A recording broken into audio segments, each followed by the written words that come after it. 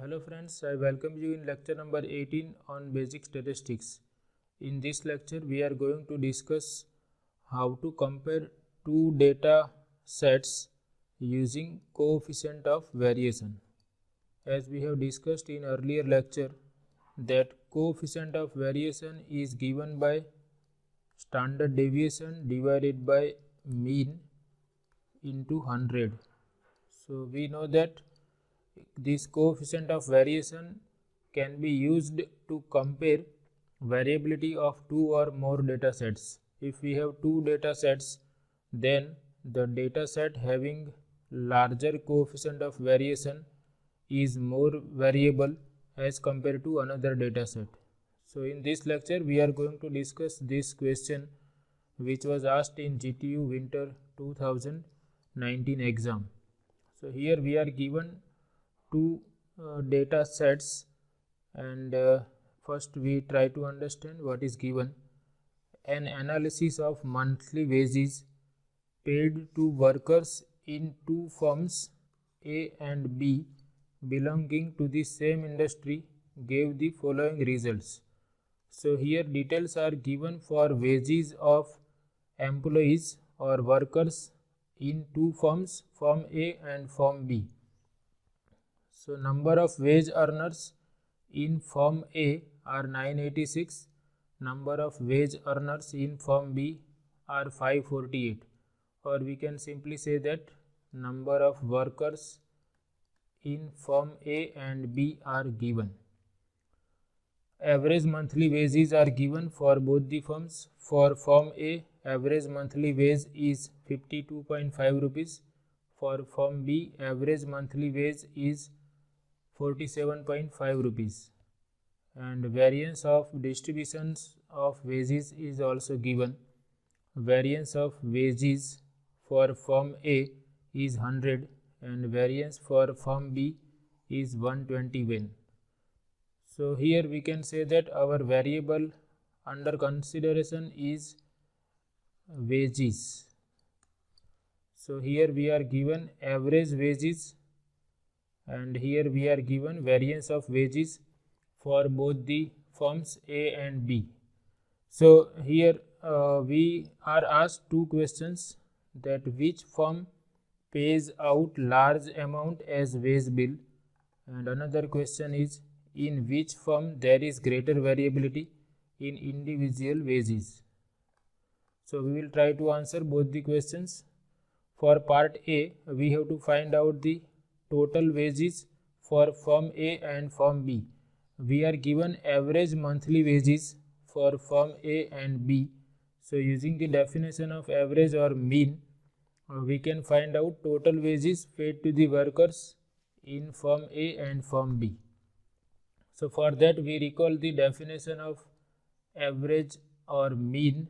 We know that mean equal to total number of observations divided by sum of all the observations divided by total number of observations. So here we are given that mean is rupees 52.5 and number of wage earners or number of workers are 986.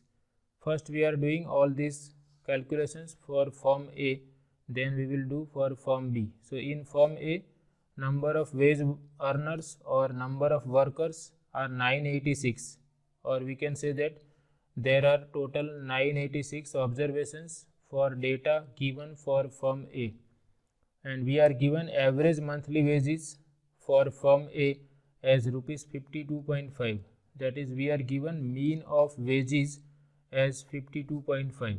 Now by the definition of mean of wages equal to total wages paid, that is sum of wages paid to individual worker or sum of wages of all the workers divided by number of workers. Now here this is not given total wages, we are given mean of wages and number of workers which is 986. So we substitute value of mean which is given as 52.5 equal to total wages paid divided by number of workers which is 986. Therefore total wages paid is 52.5 times 986, that is 5176 rupees, 765 rupees. This is the total amount of wage bill for firm A. So we can say that firm A pays rupees 51765 or 51,765 as wage bill. We are also given variance of wages for firm A, which is 100, and we know that standard deviation is given by square root of variance. Therefore, standard deviation of wages will be equal to square root of 100, which is 10.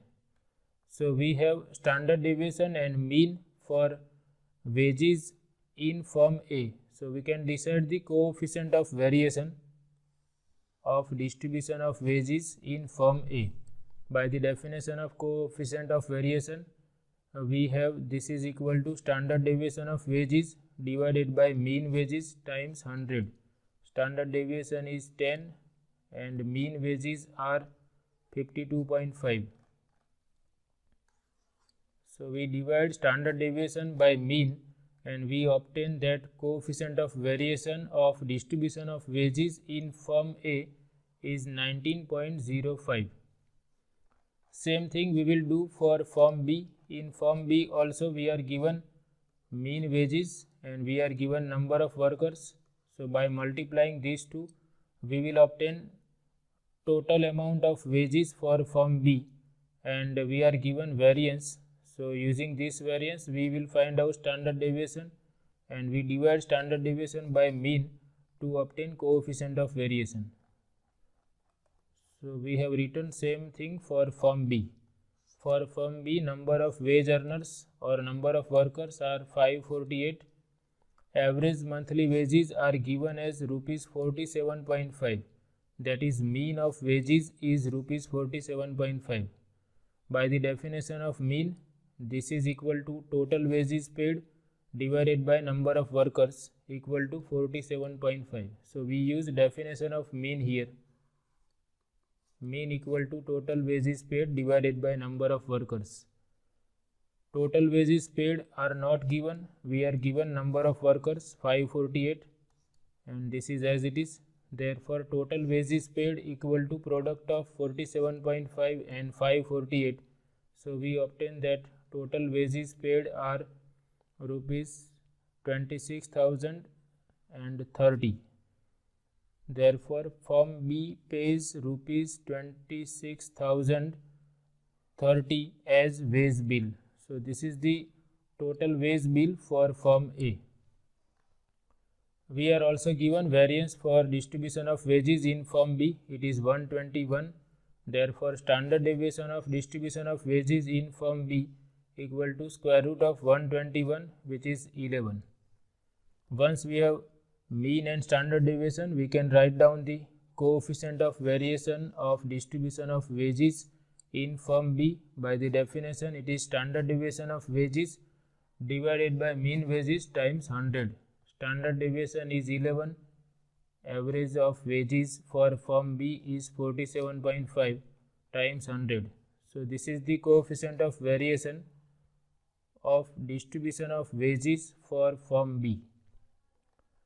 Now we answer first part. In first part, we are asked that which firm pays out large amount as wage bill.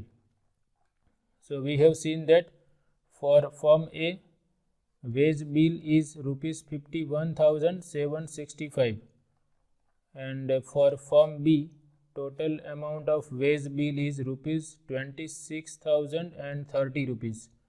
So obviously firm A pays larger amount as wage bill. So answer to first part is firm A pays out larger amounts as wage bill and coefficient of variation for firm B is 23.16 and for firm A coefficient of variation is 19.05. So firm B has greater variability as compared to firm A. Here we have coefficient of variation which is 23.16. For firm A it is 19 point something. So coefficient of variation of distribution of wages in firm B is greater than that of firm A. So there is greater variability in firm B for individual wages. So this is very easy question. We just have to remember this definition, that coefficient of variation is given by standard deviation divided by mean into 100, and here we are not given standard deviation, we are given variance, but we can find out standard deviation by taking positive square root of variance. So the data having less CV is more consistent, or if coefficient of variation is greater, then there is a greater variability in that data. And we have used the definition of mean also. Mean equal to sum of all the observations divided by total number of observations. So here we are given a mean and total number of observations, and using this definition we find out total wages paid to the workers. Okay, so this example or question is application of relative measure of dispersion. Particularly we are using coefficient of variation to decide the variability for more than one data sets. So to compare two or more data sets, we are using relative measure of dispersion, and coefficient of variation is the famous or mostly used relative measure of dispersion. If you are not said that use coefficient of variation, then also you have to use coefficient of variation to compare the data sets. Okay, so this is all about this lecture. I hope you like it. Thank you.